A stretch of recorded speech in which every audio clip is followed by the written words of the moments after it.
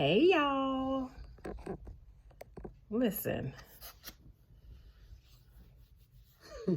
I'm trying to my son's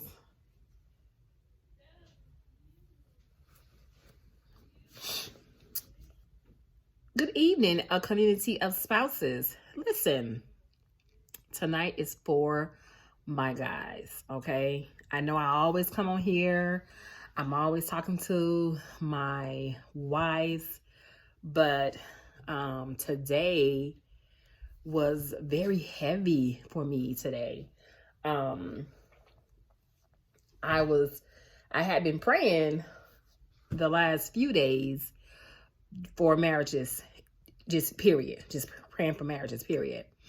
But today I really have been carrying husbands in my spirit, and I don't know if it has something to do with like I got word from like my hometown where my family is, how one of the it was a high school student. He was a high school young man. He's the same age as my son. I think that's probably what probably started it.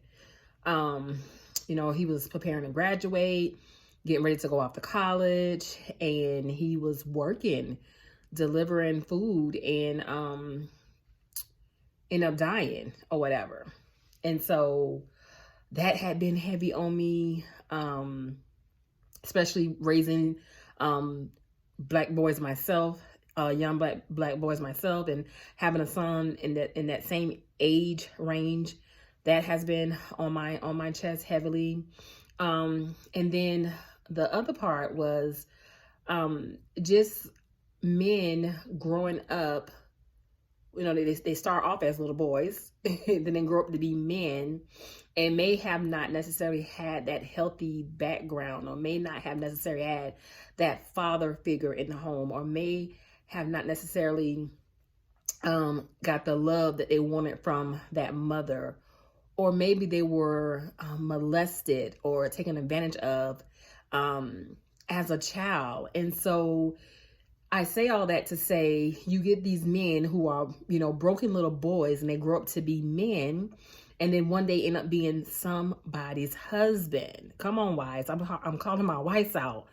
They grow up to be somebody's husband, right? And then you have that impatient wife who is not willing to take that time out to love on that man, or is not patient enough to wait on that man to heal in his broken areas, when you seen the signs before the wedding day, and you still made a decision to get married. And so my heart is heavy for my husbands, for the men, for these a lot of broken men, a lot of men. The enemy, I see the enemy taking our men and really trying to destroy them, and really have this blindfold over their face, and how he's deceiving them, and how he's the man that's married, how he's deceiving them with the things of this world, and manipulating them and tricking them, and thinking that it's something else out there better than what they can get at home. And it saddens me, because a lot of these men just need the prayers of their wife.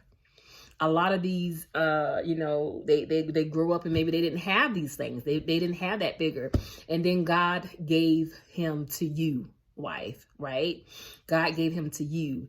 And then instead of you loving on him, instead of you being patient with him, instead of you praying for him, you in a sense did the same exact thing that they went through as a child, because you weren't able to have your way, or he wasn't doing what you want him to do. And it saddens me. It saddens me. So many wives are being selfish, not taking into consideration the vow that they made when they said I do to that person.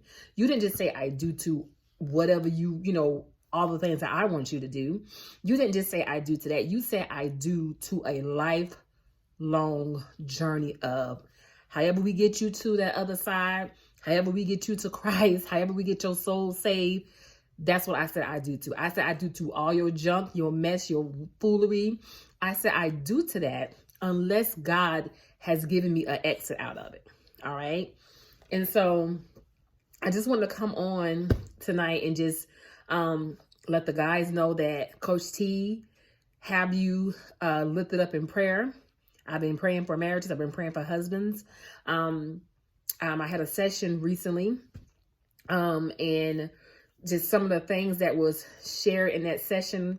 Like I said, a lot of men are being deceived in this hour. A lot of men are the blindfolds have to come off. And wives, we got to start praying that. We got to start praying for God to open up our husband's eyes. We have to start praying for God to reach down to that deep place. We have to start praying for God to help our men be able to deal with their pain and their emotions and they even a different season, the shifting that's taking place, be able to deal with it in a sober, healthy way.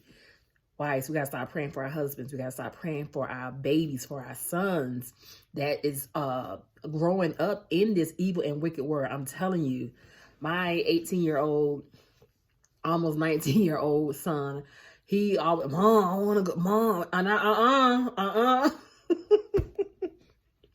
I be holding on to them with dear life because, baby, I don't even want to speak that. All right.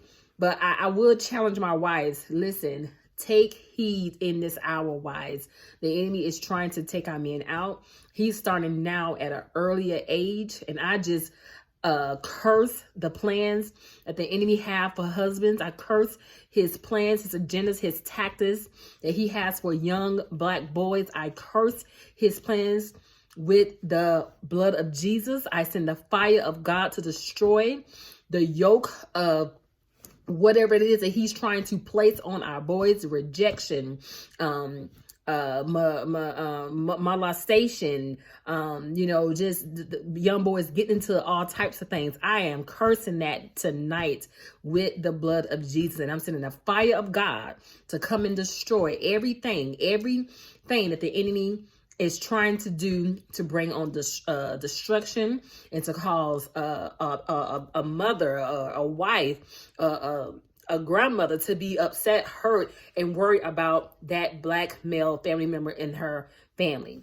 And so, wives, I would encourage you, I would challenge you to keep praying for your male family members. Keep praying for your male family members because the enemy is trying to take them out. All right? Blessings.